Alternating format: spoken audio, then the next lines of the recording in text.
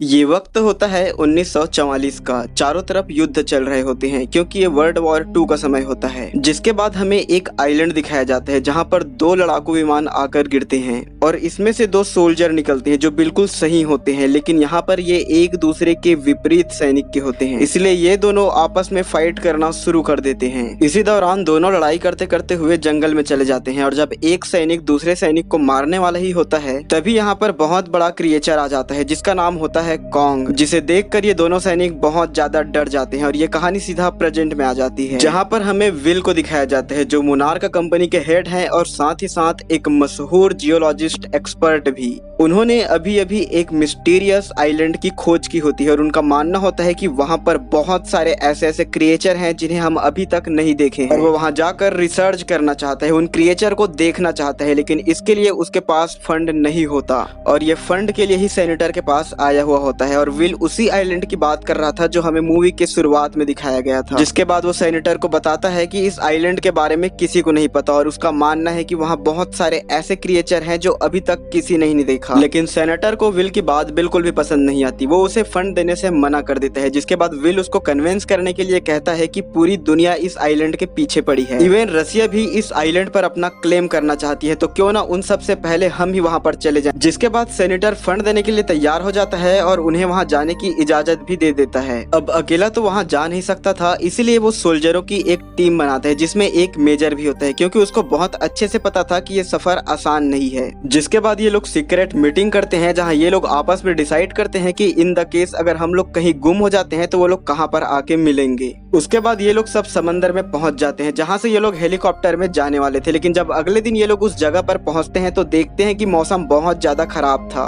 जिसके बाद मेजर कहता है कि हम अभी नहीं कुछ दिनों बाद जाएंगे क्योंकि अभी यहाँ जाना बिल्कुल भी पॉसिबल नहीं है। जिसके बाद इन सब का इंचार्ज जो विल होता है वो कहता है कि हमारे पास इतना समय नहीं है, हमें कैसे भी करके अभी जाना होगा। जिसके बाद ये लोग यहाँ से अपना हेलीकॉप्टर में निकल जाते हैं। अब कोई उम्मीद नहीं होती कि ये हेलीकॉप्टर तूफान से बच जाएंगे, लेकिन ये सब कैसे न कैसे करके बचते बचाते उस तूफान से निकल करके इस आइलैंड में पहुंच जाते हैं। जिसके बाद कमांडर कहता है कि हो सकता है ये सारे बड़े बड़े क्रिएचर्स जमीन के अंदर रहते हों, इसीलिए वो वहाँ पर ब्लास्ट करना शुरू कर देते हैं, जिसके कारण जंगल के सभी जानवर इधर उधर भागने लगते हैं और तभी एक बड़ी सी पेड़ उड़कर आकर इनके हेलीकॉप्टर में टकरा जाती है। जिनके बाद ये सब देखते हैं एक बड़ा सा क्रिएचर कॉन्ग, वो बहुत ही गुस्सा में होता है और इन सब के ऊपर अटैक करने लगता है। जिनके बाद मेजर अपने सोल्जर को ऑर्डर देता है कि सब के सब इसके ऊपर गोली चलाओ और बाकी सब सोल्जर ऐसा ही करते हैं, वो लगातार कॉन्ग के ऊपर गोली चलाते ही रहते हैं। लेकिन ये सब देखकर कॉन्ग पागल हो जाता है, वो गुस्से से इन सब का हेलीकॉप्टर डिस्ट्रॉय करना शुरू कर देता है और इसके वजह से बहुत सारे सोल्जर मारे जाते हैं।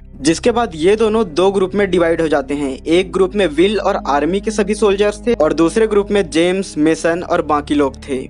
अब मेजर के बहुत सारे सोल्जर मारे गए थे, इसलिए वो बिल को गन पॉइंट में ले लेता है और पूछता है कि आखिर तुम हमें यहाँ क्यों लाए हो, तुम चाहते क्या हो। जिसके बाद विल बताता है कि लगभग 30 साल पहले हम एक शिप से कहीं जा रहे थे, तभी उनके शिप पर एक बहुत बड़े क्रिएचर ने हमला कर दिया जिसमें सारे लोग मारे गए सिवाय मुझे छोड़कर। और जब मैंने वापस जाकर सबको इस बारे में बताया तो किसी ने भी मेरे बात में यकीन नहीं किया और मुझे सबको साबित करना है कि इस दुनिया में भी ऐसे ऐसे क्रिएचर मौजूद हैं जिसे इंसानों ने आज तक देखा भी नहीं है। अब इनका एक सोल्जर अपनी टीम से अलग हो गया होता है, इसीलिए मेजर अपने बाकी सब साथियों को लेकर जंगल में जाता है ताकि वो उसे ढूंढ सके। लेकिन चलते चलते रास्ते में एक बम्बू एक सोल्जर के मुंह में पूरी तरीके से चला जाता है जिससे इसकी मौत हो जाती है। और जब ये ऊपर देखते हैं तो ऊपर बहुत बड़ी मकड़ी होती है जो इस बैम्बूस के बीच में अपना घर बनाई होती है और ये सब उनके घर में घुस गए होते हैं, इसीलिए ये मकड़ी भी इन सब पर हमला करना स्टार्ट कर देती है। लेकिन ये किसी को कुछ करती उससे पहले मेजर उसे गोलियों से मार देता है। ये जंगल पूरा अजीबोगरीब क्रिएचर से भरा हुआ था। जिसके बाद हमें उस सैनिक को दिखाया जाता है जो अपनी टीम से अलग हो गया है। वो नदी के किनारे में खड़ा हुआ होता है, तभी वो देखता है कि नदी में कॉन्ग के ऊपर एक ऑक्टोपस ने हमला कर दिया है, लेकिन कॉन्ग ने उल्टा उसे मारकर अपने आप को आजाद कर लिया है और उसे खाने लगता है। जिसे देखकर ये सोल्जर सच में बहुत ज्यादा डर जाते हैं क्योंकि ये मंजर बहुत ज्यादा खौफनाक थी।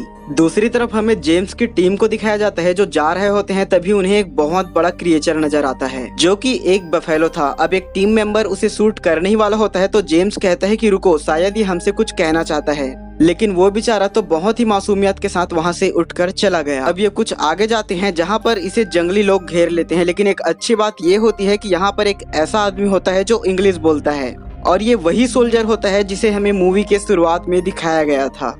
वो उन्हें उनके कबीले में ले जाता है और बताता है कि कई साल पहले हम 2 सोल्जर का प्लेन यहाँ पर क्रैश हो गया था और तब से हम दोनों यहीं रहते हैं, लेकिन कुछ दिन पहले उस सोल्जर की मौत हो गई जिसे एक स्कल क्रोलर ने मार दिया, जो कि एक क्रिएचर है। साथ ही साथ वो ये भी बताते हैं कि ये क्रिएचर ज्यादातर जमीन के अंदर ही रहते हैं, लेकिन जो तुम लोगों ने जमीन के अंदर बम ब्लास्ट किया है उससे सारे के सारे स्कल क्रोवल जमीन के बाहर आ गए हैं। साथ ही ये भी बोलता है कि कॉन्ग हम सबकी रक्षा करता है, वो हमें कुछ नुकसान नहीं पहुंचाता, और अगर स्कल क्रोवल ने कॉन्ग को मार डाला तो उन्हें अब इस दुनिया से कौन बचाएगा। अब जेम्स और उनकी टीम को जल्द से जल्द वहां पहुंचना था जहां ये सारे लोग आपस में मिलने वाले थे, लेकिन वो बूढ़ा सोल्जर कहता है कि तुम अगर पैदल जाओगे तो तुम्हें वहां पहुंचने में बहुत समय लग जाएगा, इसीलिए वो उन्हें एक बोट देता है और पानी के सहारे जाने के लिए कहता है। लेकिन बोट पूरी तरीके से सही नहीं होता, इसीलिए वो सब उसे रिपेयर करना शुरू कर देते हैं। और इसी बीच मेसन की नजर एक ऐसे बफेलो पर पड़ती है जिसके ऊपर एक बहुत ही भारी हेलीकॉप्टर गिरा हुआ है। वो उसकी हेल्प करना चाहती है, इसीलिए वहां पर जाकर उस हेलीकॉप्टर को उठाने लगती है, लेकिन वो इतना भारी होता है कि मेसन से वो हिलता भी नहीं।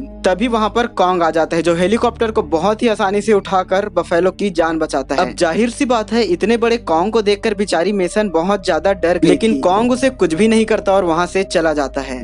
जिसके बाद हमें उस सोल्जर को दिखाया जाता है जो अपने ग्रुप से अलग हो गया था। वो एक लकड़ी पर बैठा होता है, लेकिन कुछ ही समय बाद उसे रियलाइज होता है कि ये एक लकड़ी नहीं बल्कि एक क्रिएचर है। अब सोल्जर उस पर गोली चलाना स्टार्ट करता है, लेकिन तभी ये क्रिएचर अचानक से डर कर भग जाता है। जिससे डर कर भाग रहा था वो कोई और नहीं बल्कि स्कल क्लोरल होता है। स्कल क्लोरल आगे बढ़ता है और इस सोल्जर को भी मार देता है। उसके बाद हमें दिखाया जाता है कि जेम्स की बोट भी अब पूरे तरीके से तैयार हो गई है और वो उन कबीले वालों से विदा लेकर यहाँ से निकल जाते हैं। लेकिन तभी एक अजीबोगरीब सा बर्ड आता है और उनमें से एक आदमी को उठाकर अपने साथ ले जाता है। जेम्स उन पर शूट कर रहा होता है, लेकिन देखते ही देखते वो बर्ड इस आदमी को मार देते हैं और ये लोग कुछ नहीं कर पाते। इसके बाद ये सब लोग बोट के अंदर चले जाते हैं। हम देखते हैं कि जेम्स की टीम और मेजर की टीम एक जगह पर मिल जाते हैं। अब मेजर कहता है कि हमें अपने खोए हुए सोल्जर को ढूंढने के लिए वेस्ट में जाना होगा। जिसके बाद वो बूढ़ा सोल्जर कहता है कि नहीं, हम ऐसा नहीं कर सकते, अगर हम वेस्ट की तरफ जाएंगे तो वो स्कल क्रोवल हमें मार देंगे। लेकिन मेजर किसी की नहीं सुनता और जेम्स को कहता है कि मेरे साथ चलो। अब ये सब एक ग्रेवयार्ड में जाते हैं जहाँ चारों तरफ हड्डियां दिख रही होती हैं। तभी एक इंसान सिगरेट पीता है, जिसकी वजह से यहाँ एक बहुत बड़ा ब्लास्ट हो जाता है और इसी ब्लास्ट की वजह से सारे के सारे स्कल क्लोरल यहीं पास आ जाते हैं और उनमें से एक आदमी को वो मार भी देता है और ये सब भी उस पर अटैक करने लगते हैं। जिसके बाद एक स्क्रेचर के मुंह से स्केलेटन निकलता है जिसमें उसी सोल्जर का लॉकेट था जिसे ये लोग ढूंढ रहे हैं। जिसके बाद जेम्स समझ जाता है कि वो सोल्जर अब इस दुनिया में नहीं रहा। चारों तरफ धूल ही धूल हो गई थी, किसी को कुछ दिखाई नहीं दे रहा था, लेकिन कैसे न कैसे करके ये सब उस क्रिएचर को हरा देते हैं। और जेम्स मेजर को बताता है कि आपका वो सोल्जर जिसे आप ढूंढ रहे हैं वो इस दुनिया में नहीं रहा और साथ ही साथ उसे उसका लॉकेट भी दिखाता है। जिसके बाद मेजर को भी यकीन हो जाता है कि उसका दोस्त अब इस दुनिया में नहीं रहा। अब मेजर तो जैसे गुस्से से पागल ही हो जाता है। वो कहता है कि अब कुछ भी हो जाए लेकिन मैं कॉन्ग को नहीं छोड़ूंगा। अब सब मिलकर उसे समझाते हैं कि ये कॉन्ग नहीं है, कॉन्ग ऐसा नहीं कर सकता, वो तो हम सबको बचाता है। लेकिन मेजर तो कुछ सुनने के लिए तैयार ही नहीं था। इसलिए जेम्स कहता है कि ठीक है, आप सब वेस्ट की तरफ जाइए और मैं और कुछ लोग आप सभी का बोट में इंतजार करेंगे। जिसके बाद ये सब फिर से 2 टीम में डिवाइड हो जाते हैं। अब हम देखते हैं कि रात में जेम्स और मेसन पहाड़ की एक चोटी पर खड़े होकर के फोटो खींच रहे होते हैं। तभी इनके सामने अचानक से कॉन्ग आ जाता है। अब मेसन डरते डरते अपना हाथ आगे करती है और कॉन्ग के ऊपर रख कर उसे प्यार करने लगती है और ये कॉन्ग भी उन सबको कुछ नहीं कर रहा होता। इसलिए मेसन भी समझ जाती है कि कॉन्ग बुरा नहीं है। वहीं दूसरी तरफ हम देखते हैं कि मेजर और उसके सोल्जर ने नदी के आइट साइड चारों तरफ बम लगा दिए होते हैं और जैसे ही वो बम ब्लास्ट होता है तो यहाँ पर कॉन्ग भी आ जाता है और कॉन्ग सोल्जर के ऊपर हमला करना स्टार्ट कर देता है, क्योंकि ये लोग उसके घर को, जो कि ये जंगल है, उसे खराब कर रहे थे। लेकिन आग इतनी ज्यादा होती है कि वो खुद भी आग से बेहोश हो जाता है। अब मेजर कॉन्ग के ऊपर बॉम्ब लगा देता है और अपने सोल्जर को उसे ब्लास्ट करने के लिए कहता है, लेकिन तभी वहां पर जेम्स आ जाता है और मेजर को गन पॉइंट में ले लेता है और कहता है कि कॉन्ग हमारा दुश्मन नहीं है और समझाता है कि हम अभी तक कॉन्ग की वजह से जिंदा बच पाए हैं, नहीं तो कब का हमें स्कल क्लोवर मार देते। लेकिन मेजर एक फालतू सा एक्सक्यूज देते हुए कहता है कि हम दुनिया में सबसे ऊपर इंसान रहेंगे, हमारी ताकत सबसे ऊपर रहेगी, इन जानवरों की नहीं, इसीलिए हमें इसे मारना होगा। और जैसे ही मेजर रिमोट दबाने वाला होता है तभी वहाँ पर एक स्कल क्रोवल आ जाता है। अब वो इन सब पर हमला करने वाला ही होता है, तभी अचानक कॉन्ग फिर से उठ जाता है और इन सब की रक्षा फिर एक बार उस स्कल क्रोवल से करता है और उन दोनों के बीच में खतरनाक लड़ाई शुरू हो जाती है और साथ ही साथ कॉन्ग मेजर को भी मार देते हैं और इन दोनों की लड़ाई इतने लंबे समय तक चलती है कि रात से सुबह हो जाता है। और अब सभी सोल्जर समझ गए थे कि कॉन्ग उसका दुश्मन नहीं है बल्कि उनका दुश्मन स्कल क्लोरल है, इसीलिए वो कॉन्ग को छोड़कर स्कल क्लोरल की ओर सब के सब एक साथ फायरिंग कर रहे थे।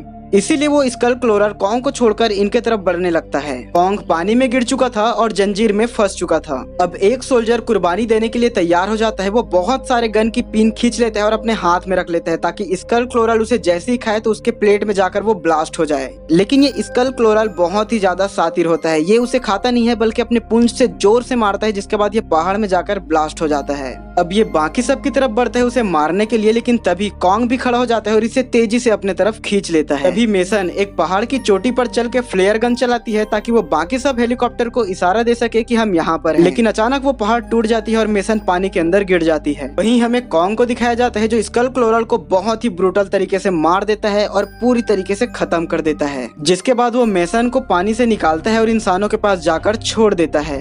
जिसके बाद ये सभी लोग आसानी से अपने मुल्क वापस आ जाते हैं और हम देखते हैं कि वो सोल्जर जो बहुत पहले आकर इस आइलैंड में गुम हो गया था वो अपने बीवी बच्चों से भी मिल लेता है।